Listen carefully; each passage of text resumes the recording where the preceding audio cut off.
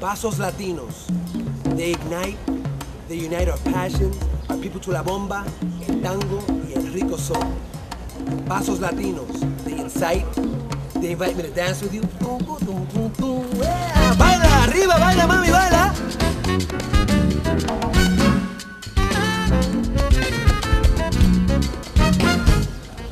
Mambo, plena, jíbaro, danzón. Ahí nada más.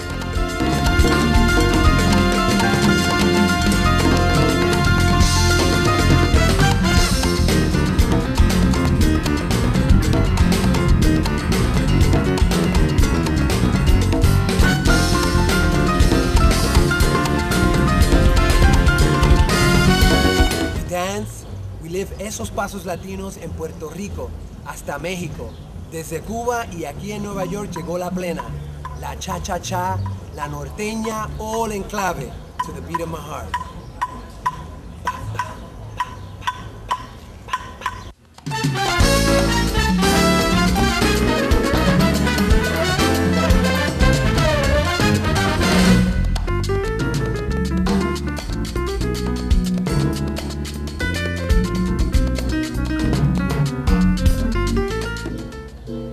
Pasos Latinos are stacked in rhythm, a natural inheritance from La Doña Africa.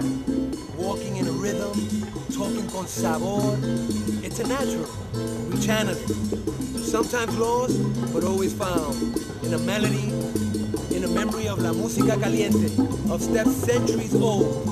Una invitación to get to know us better.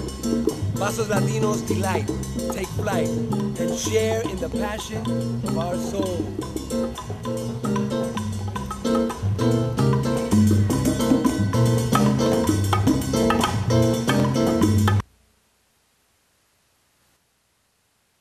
The history of Latin dance takes us on an unforgettable journey. One born in Africa, wrought with slavery, steeped in ritmo and always infused with love. It's una historia rich in controversy, ever evolving and changing. Our dance history is clearly defined by our música. The history of Latin dance has deep roots. And it has deep roots that goes back to Africa and that are simultaneous with the beats of the music.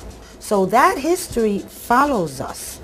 It follows us as people of color, as enslaved people, into the Americas, into the different islands. But then all over the Caribbean, you had the enslaved Africans, and what was so wonderful about the Africans, not about slavery, but about the Africans, is that they brought their drums and their rhythms and their dances. You can't separate the dance from the music. If you look at African women dancing, they dance with their knees, their legs open, and they squat, and they do all kinds of pelvic movements and stick their butts out. And if you look at the Savoy Ballroom, and you look at the blacks in Harlem dancing, you'll see the bent knees, the open legs, the behind stuck out, and you'll see a lot of that in Guaguancó and Rumba from Cuba. What happened was the way of teaching the dance during that time was really part of the tribal memories. So the dance and the music became a way of handing down tribal memories, tribal traditions, tribal customs from one people to another. In 1803, in Cuba, an anonymous composer wrote San Pascual Bailón, which was the first contradanza with the first hint of clave in the music. Now, how did this come to pass? You had your African slaves in the slave quarters playing their African music, because in Cuba there were no restrictions as to dances, music, or drums. And then you had your aristocracy playing their European music, bringing in their chamber orchestras, and you had each one fascinated with the other. In 1845, you had the emergence of danza, which was much more syncopated, which it was a creolized, freer form of music and dance. And you had your first timpani, which were very early timbales. And it was called danza habanera. And danza habanera became the rage in Havana. It went to Europe, became the rage in Spain, and elsewhere, and it traveled to South America where it eventually became the tango.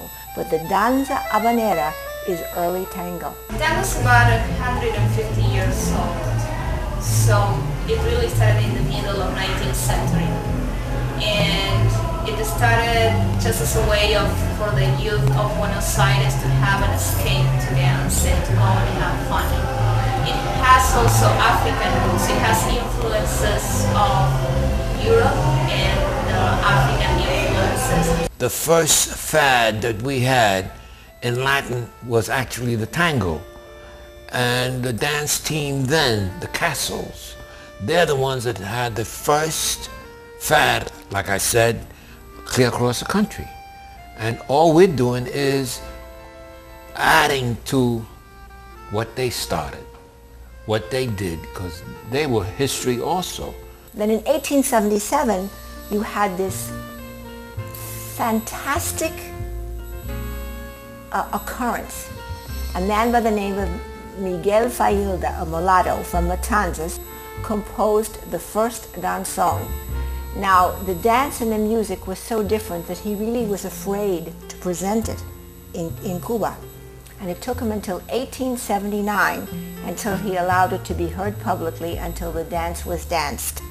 And he had 20 couples, and all the women were dressed in white, and they were carrying flowers. And they did the paseo. And this dance, the danzón, is still the national dance of Cuba. It is danced on a tile with very small steps. In 1937, Cachao was playing in Havana, and he added a fourth section to the danzón.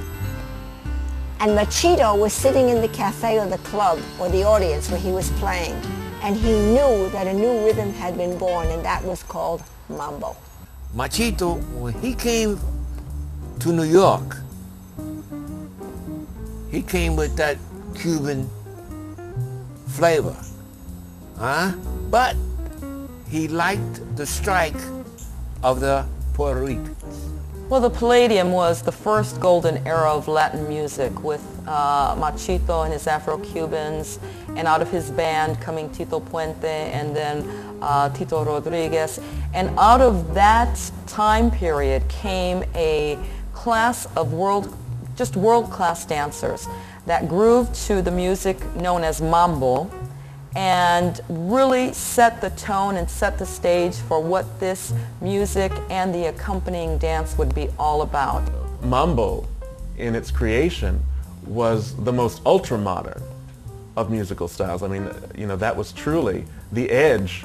Who would ever thought of putting these, African, drums with jazz? I mean, the Palladium opened up strictly as a Latin mambo ballroom in 1952.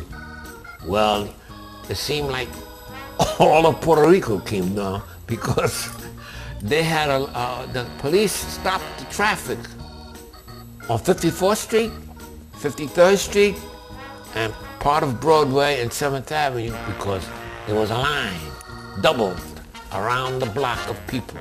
They thought they were going to have a riot scene. To me, what is this? Blah, blah. People were coming up out of the subway there like buns. Every train load came up were coming up to go to the Palladium. I think the next major thing for me was replacing Mongo Santa Maria with the Tito Puente Orchestra. Tito was the major Latin band on the scene at the time. And I came in, sat in one Wednesday night at the Palladium. It says you're in. Then I discovered the Palladium. The Palladium was on 53rd Street and Broadway, and it was the mecca where if you really wanted to dance Latin music, you went to the Palladium, because that's where the best dancers met, and the best dancers practiced their craft and improved their craft. Let's fast forward to the 60s.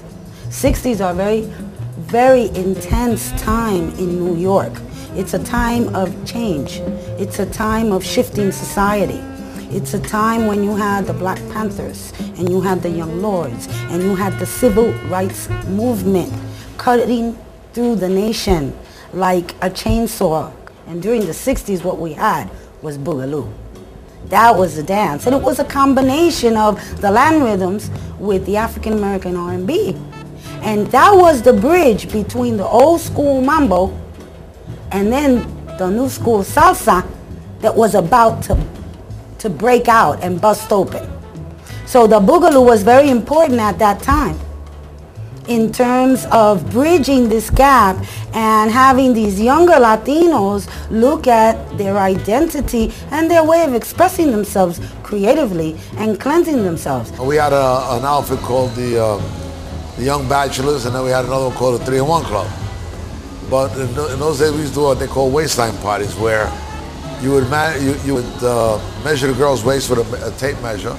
But I always was the measurer, you know, I would always measure I was the guy who was measured all the time, collected 2 cents an inch. So after the Boogaloo made such a big blast and boom here in the city, then salsa appeared, salsa dura, real salsa.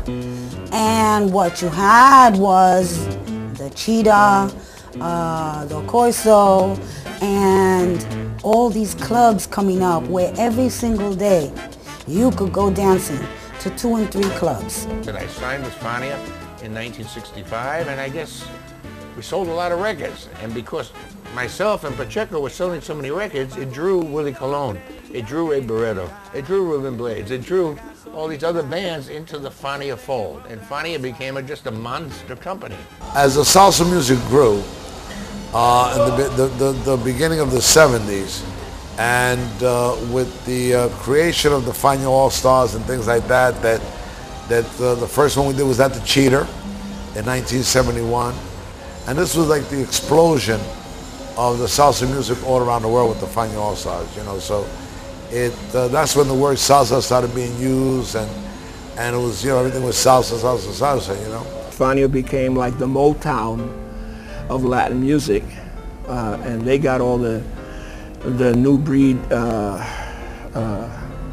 musicians and band leaders, and they cultivated them, and each guy had his own little thing that he brought to the music. Willie Colon, Larry Harlow, Johnny Pacheco. You know, this whole chain reaction starts happening not only in New York, but all around, you know, Puerto Rico, South America, Europe. It starts opening up and this thing starts exploding, you know. So it was a natural step to take this to the next level, and the next level was Yankee Stadium, you know. And that night we put in over 40,000 people. Everybody went. You had to go. It was a tribal gathering. We had our music, we had our dance, and you can't contain us in seats. If you have Mongo Santa Maria, Ray Barretto, and Manu Dibango on the stage playing home African rhythms, they called the people, and the people came.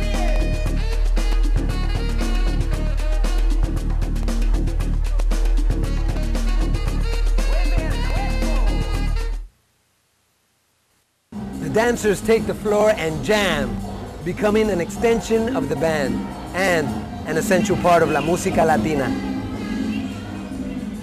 I got into this year what they called the Mambo Contest. It was the first. And Miguelito says, get into it, blah, blah, blah. Walked into it. I feel very proud because I won that contest. $1,000, you know? That was something else. First time, I never had so much in my hand at one time. This one guy saw me and he said, you're Caribbean or South American or something, and I want to learn from you. And I said, well, I want to learn from you. And again, it was the spins and the turns, and it intoxicated me, and I fell in love with that style of dancing. More like swing, a lot of swing. Tienes que sentir. O sea, hay una palabra que nosotros llamamos en la salsa lo que es la famosa clave. O sea, la clave, sa, sa, sa, sa, sa. Entonces, enseñándole primero a una persona la clave, si capta la clave, tiene el éxito para aprender a bailar la salsa, sin guía de nadie. ese es el primer paso que debe seguir, la clave. So the really heart and soul of our music, or Latin music, comes from the drum, el hablador. That's what they call the drum, the talking drum, because it communicates and invokes us, and it pulls us, and we say, oh my God, what is this that we're feeling? And that's where the dancing comes in. You know, when you feel those rhythms, is where you start to become creative and a natural dancer, not someone that's mimicking someone else. You start to implement those movements that you alone, and that, como dices, lo que es mío, mío será. Right? That's the saying.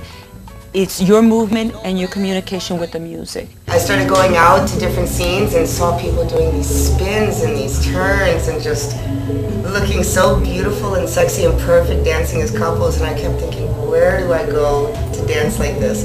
Desi Arnaz was in town, and Desi had wrote the number, they call me Cuban Pete, I'm the king of the Latin beat, was a number that he wrote in Cuba.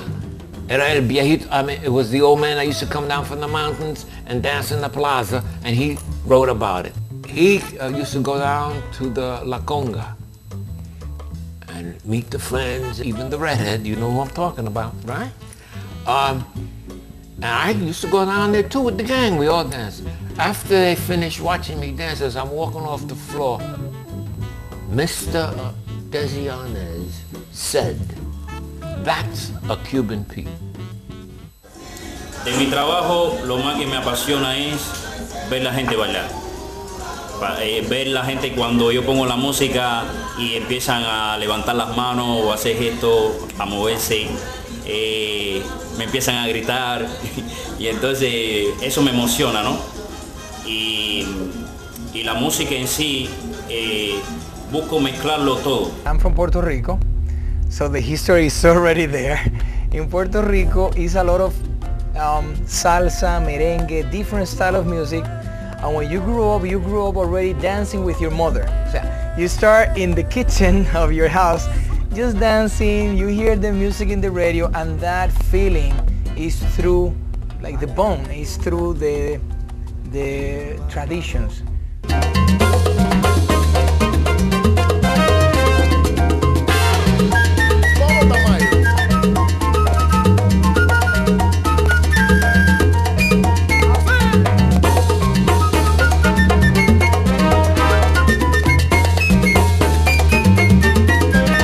This is Juan Matos. He's a great dancer. If you haven't seen him, check him out. As a matter of fact, let's make him dance right now. Check this out. This is the real deal here. Entero. Right.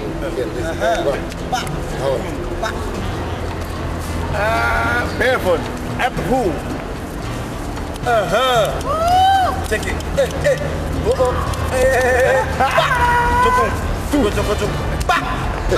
Thank you. These are people who really love this stuff. They do it, they eat it, they breathe it. It's the real McCoy. Thank you. The best. The thing I like about it is you can be completely exhausted and you start listening to salsa, and within a few minutes you feel completely alive and you're ready to start dancing. It just wakes you up inside. It's the energy and the passion that you feel in the music. It's a combination of the music and the feeling of the music, being able to use your body to express what the music is trying to express together as one. I want to see the guy. I want to see him. I want to be right in his eyes. Because when I'm dancing with him, the dance is so passionate and you're feeling it and you're connected with him, and the way that we move and how we become one. If I can't see in his eyes, I miss him. Yeah. You know, so I mean, to me, it's definitely the music, the rhythm. You have to, when you dance, at least when I dance to the rhythm. I mean, it's like making love to the music itself. But because you're making love to the music, you want to be exactly, as sexy as you possibly can.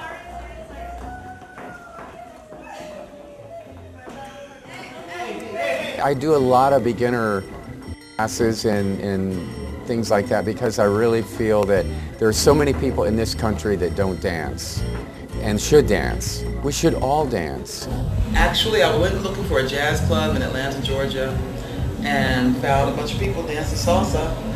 And I thought, okay, I'll pay $5 for a lesson. The music moved me, and another woman, a Puerto Rican woman, saw me and said, you don't need lessons. Once they told me it was 4 counts, I was good to go, and she took me under her wings, and I fell in love with salsa ever since. I was just awestruck at how people were just dancing, the flow of it all and so forth. Me being African American, I was like, well, you know, I don't know if I can get into this until I saw a couple of the African Americans as well as other ethnic backgrounds were really getting into it. But the Italians jumped in, and the Jewish people, they jumped in, and whomever else came with it, and because they wanted to learn how to dance our music, and they wanted to see us dance so they could they can pick it up and whatnot, and before you know it, it was mixed. I mean, mixed. There were all kinds of people. If you knew how to dance, you got along. And they did a mambo. In my life, I have never seen anybody dance like Pete did that night. The MC announced that they were going to do a dance called the Wajida, which Pete created, which is a cross between a bolero and a beguine. And it's very, very sexy. And he literally took Millie between his legs. And I have to tell you that it's 50 years later, and I don't have a photograph of it, but it's in my mind, it's recorded. It was one of the most exciting things, one of the most fabulous pieces of choreography and dancing that I have ever seen in my life. No, yo no pienso que haya ninguna lucha, al contrario, yo pienso que hay un entendimiento. Cuando bailas con alguien que te sigue, que sabe bailar y que te sigue, es comprensión, ¿te entiendes? Tú quieres hacer algo y ella sabe, percibe lo que tú quieres hacer y te sigue. I felt that the music is actually unites everybody, and the music, it's a mother of the soul. You will be able to express yourself and forget your background. And try, music also, it's logical way. It's understandable. It's loving. There's something very special about salsa. Even though I grew up in Latin America, salsa is something you have to learn because of that pause on the 4th and the pause on the 8 beats. So once I got that, then it was very easy for me to make the transition to rueda, salsa casino. I might have my own style, but I guess that my strength is to respond to the partner that I have in front, in a position to just do my own thing with every single person. Because in tango you have to adjust, so probably I drag that from tango. Every partner inspires me. As far as I'm concerned, as long as you dance with rhythm, on the beat, and with some creativity, doesn't matter how you're dancing, just so you're enjoying it and you're making the music and the dance flourish. Because without the dancers, we wouldn't have the musicians to play for us, and without the musicians, we would be humming to ourselves. Mambo, salsa, tango, milonga. In New York, it's on 2. LA style spins. Casino Rueda rolls the room. And merengue rocks la casa. But whatever the steps you make, it's the rhythm that rules the dance floor. That rhythm is something. And rhythm is rhythm. Yeah. Dancing is as much a part of the household of growing up in a Puerto Rican family, as it is to learn to walk, eat food, and drink fluids to survive. The rolling dance with me. Rafael was the character from Cuba. Rafael was a dancer, so I was mixing a little bit of the ballet with the freestyle, with the original choreography, but with the flavor of his roots. And it's my roots too, so it was easier for me to do it. La palabra tango viene de Shango, que es como el drum, y también se le llamaban tangos a las reuniones de los negros bailando en Buenos Aires. So the real cool dances from all the years back that I can remember dance on 2. All the good Palladium dances started, you take your first step on the 2nd beat. This is the clave. The thin one is the male.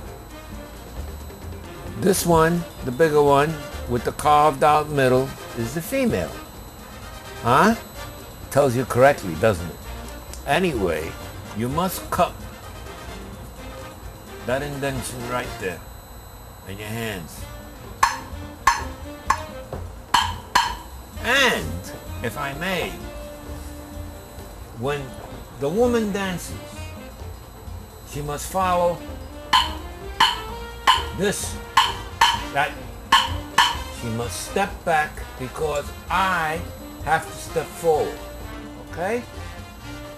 And the way I look at it, he's holding on to his masculinity.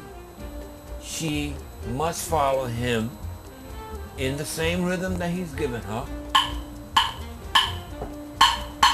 all the way through. Once they start like that, there's no changing. I used to dance on the conga drum. Gung gung ba, gung gung ba. I didn't dance on that.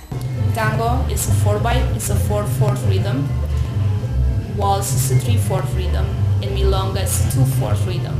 So when you dance milonga, the character is first of all the music, just as a first impression, it sounds faster than tango, but it has also spice the tango does not have. Tango can be very dramatic, can be melancholic.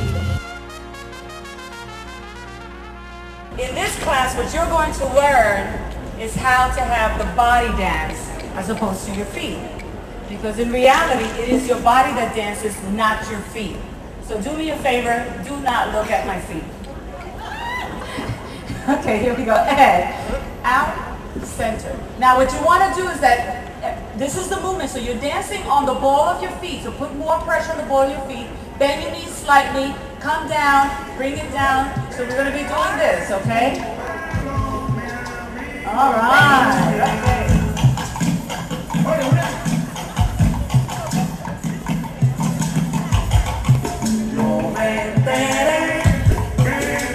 Keep going, keep going. People make a big deal about one or two. I just dance what I feel, and I tell people to dance what they feel, but the most important thing is that you pick a rhythm and you stick to it. If you start on the one, start on the one. If you start on the two, start on the two, and keep on the two. Here we go, cha-cha-cha, cross step, cross, and back and forward, cha-cha-cha, forward and cha-cha-cha. Here we go, cha-cha-cha, cross step, back and forward. The drop that I still do till today, that's 50 some odd years. You know how that drop was made? Up? I tripped. No kidding. My foot got caught back here and I tripped, and then I made an adjustment as I was going towards the floor. I don't want to hurt myself. Blip. I got up, all in rhythm. I got up, and she said to me, do it again. I said, do what again? She said, what? Are you kidding? She says, it was great. Do it again. I've been doing it ever since. Then you also had in Central Park, the rumbas. And they weren't just doing Cuban rumba. They were also doing Puerto Rican bomba. They were also doing plena. They were doing guaguancó. They were doing jabu. They were doing Colombia. They were doing all these different rhythms. And if you were looking into dancing, that particular type of dancing, this is where you cut your teeth. This was where you got your skills together. In the street, in the park, in the rumbas.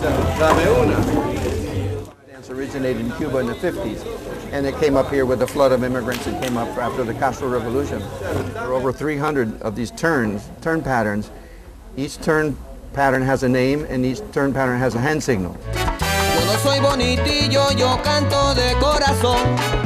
Voy viajando con Jimmy Bosch y él es el rey del trombón. Queremos todos que se monten.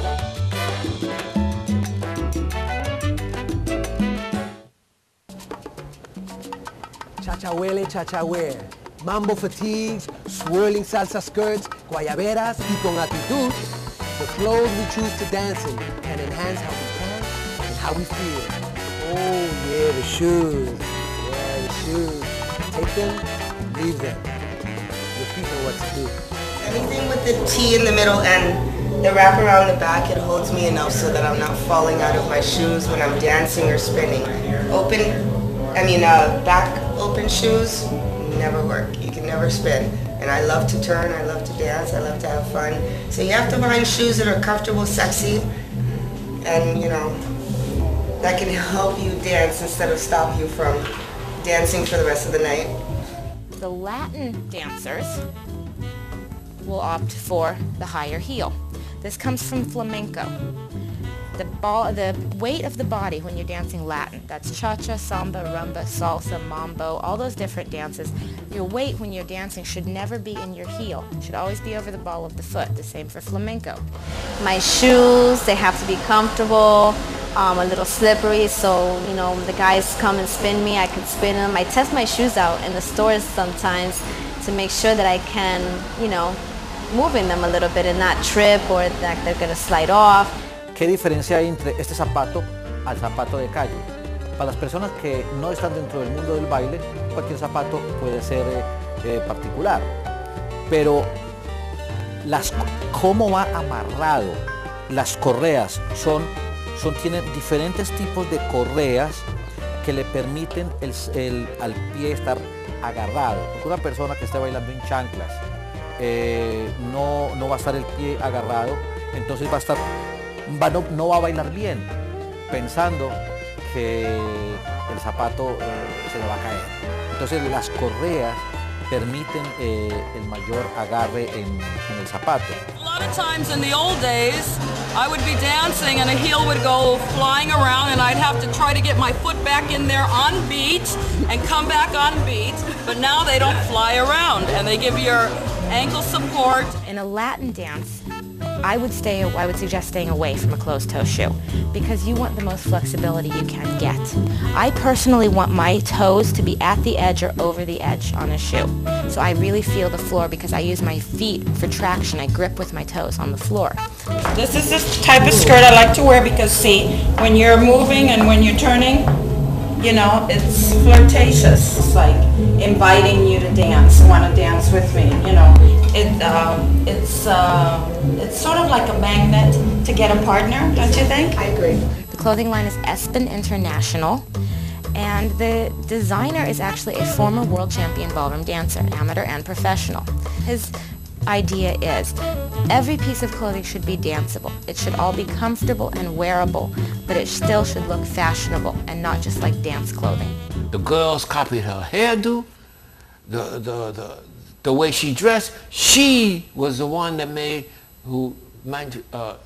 manufactured the first trumpet bottom dress that there was. Millie did it. Yes, dress with that flared off at the bottom and span. Millie did it in black velvet and the red satin underneath that you could see turning around. Okay? She was the first one. I always believe women, they need to look sexy, feminine, and classy. And I keep that in mind. So my clothing are sexy, classy, and elegant because I think there are many parts about a woman, you know, and I wanted to show who women are, not just sexy, and because in America they thought sexy trashy, but I wanted to show that sexy doesn't mean trashy. Sexy is part of a woman and they should be proud of showing it, you know. So that's how I started designing sexy clothing. Well, it's not that sexy, it's not Fredericks of Hollywood, that's for sure. You have to have boy shorts on. Nice, sexy boy shorts That's on. what I'm wearing. Who cares 60 what when the spin goes around? It's boy shorts. Yo quiero que el mundo sepa quién soy yo. Mi nombre es Juan Reinaldo Bayona. Yo soy del Ecuador y fue allí que yo me crié con la salsa buena cuando me pasó. Something that I can move in but looks good. You know, that the pants I have on, whether, you know, long or shirt that, you know, if I'm going to dance in it, then it's not something that's going to fall off. Yo no soy bonitillo, yo canto de corazón. Voy viajando con Jimmy Bosch y él es el rey del trombón. Queremos todos que se monten en el avión. I go, you know, try to sell the shirts to the guys like it. Go try to sell to the girls. The girls tell me, we don't wear that. If you want, you make a girl shirt. Right. And I said, nah, I put a resistance, they put a resistance. Then I tried it. You know, one time I tried doing girl shirts and I did one size. And I wound up doing like 5 different colors because I did the one size, it was all medium. I had girls buying all 5 colors. Right. I said, women are the shoppers. So that's when I got into the women stuff. I particularly like dresses. I think there's a lot of movement that goes along with dresses. You're able, with skirts that flare a little bit, to have a little extra motion when you're turning. We are people that art, music, dance is part of our daily lives. Even as a people, if you look at how we walk, the way we walk is very rhythmic. If you look at the shoes of any Latino or African American, our heels get rubbed off on the side, all right? Now, when you look at an Americano, they always have these holes in the middle of their shoes. Why? Because when they walk like a march. We walk from side to side. So what gets weighed down is the sides of the heels. And I'm sure anyone hearing me will look down on their shoes and say, wow, yeah, my heel is worn off on the side. Because when we dance, when we walk with rhythm. When we're in clave, it's as if we're in tune to the world.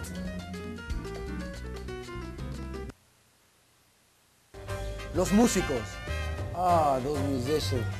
They inspire our moves. They command us to dance. Let's talk to Larry, Louie, Bobby, and Jimmy. And Nidia and Aurora share some light on why we dance the way we do. Listen, my music is totally dancer-centered. Dancer-centered. That means I never lose sight of the dance element of the music that I play. What I love the most is when I have dancers that I know are dancing and feeling and really experiencing the live band. Estoy feliz de estar al lado de este hombre que está dando muestra de lo que es la responsabilidad, la disciplina, la puntualidad, el respeto. Así que los que quieran aprender a vivir en la vida como un gran profesional tienen que elegirse por este hombre que está aquí. Jimmy Boss! You know who pulled me aside and said to me, you dance good, but you haven't got the rhythm. And I looked at him, Machito. Machito said to me, you got to use the clave. If you want to good, you need the clave to understand the clave. And he used to show me the clave and how to do it. And one day because he could dance too, you know. He had a rhythm that, all of them, they all, Miguelito do rumba that kill you. I do believe that people still have these tribal memories, and they come through your feet. And when you feel the music, when you feel those beats, you have to move. So you get the band playing, they crescendo into these improvisations, then you got these wall of trumpets that pick it up even more. As a dancer, this is what dance is like. At the age of 16 is when I first went to my first Latin club, and blew me away. And the band that was playing there, I'll never forget, was Tito Rodriguez, and Tito Puente was there, and La Lupe. You know, so it was like, okay, I was sold. After that, it was like the music was non-stop for me. The dance usually makes the ¿cómo se dice? El ambiente like mambo. If you didn't have a dance to go along with the mambo, called mambo, if you didn't have a cha-cha-cha, the steps to go along with the cha-cha music, so it will never become successful. Tito always used to tell me that, Tito Puente, because you have to, for something to be successful in Latin America, you have to have the style and the dance. It's very sensuous. It's very romantic music. I'm talking now in the 50s, before I understood the music. Today I understood. I used to listen to the piano, and I used to hear ga ga ga ga ga ga ga ga. I didn't know what I was listening to. But now I understand that was clave. That was the clave beat played by the piano. One day we went to a bigger ballroom, and I heard Machito, the Machito band. And it was like thunder just came in through the room and swept me away. And that was a very impressive experience.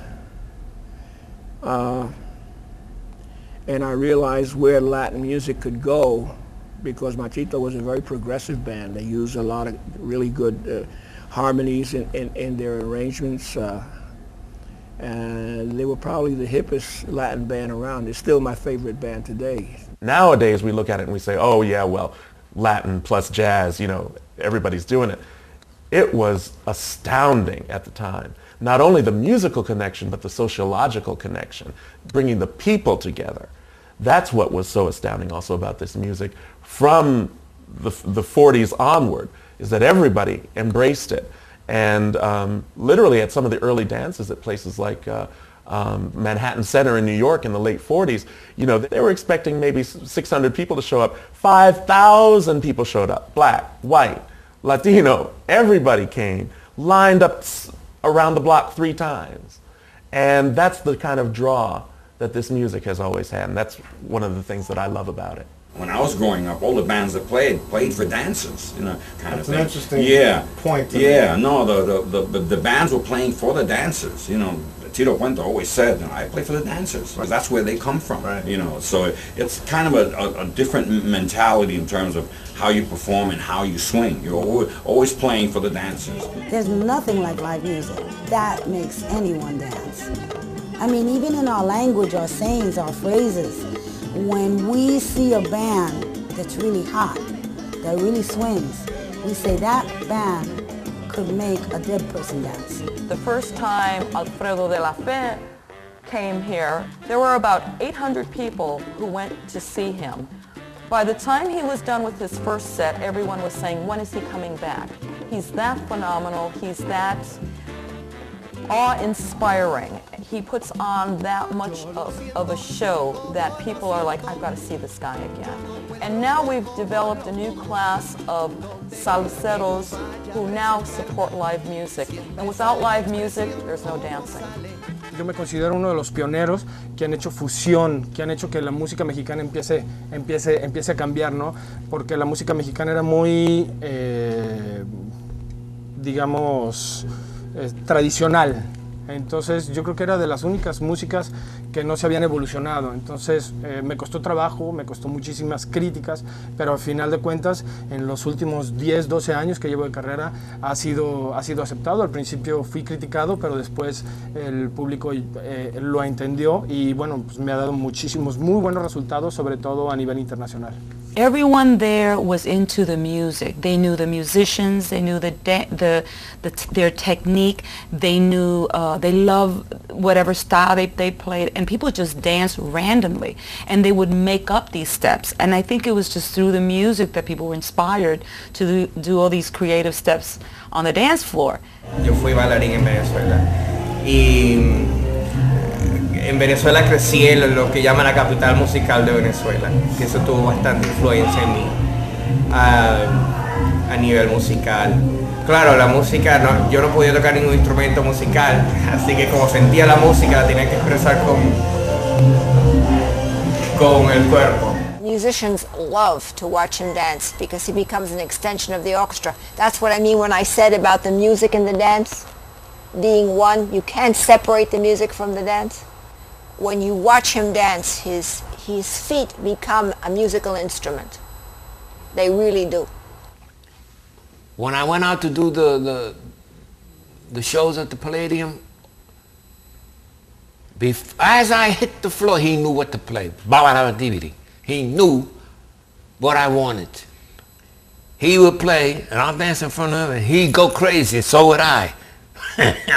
In the beginning, he was the one that said to me, you got to stay on the clave. If you danced and didn't stay on the clave, on tempo, on the rhythm, he'd look at you and tell you about move. But I learned something from that. For Tito, I found out how strict I had to be. I got to be as strict about keeping my rhythm as his musicians are, as he is, or he was.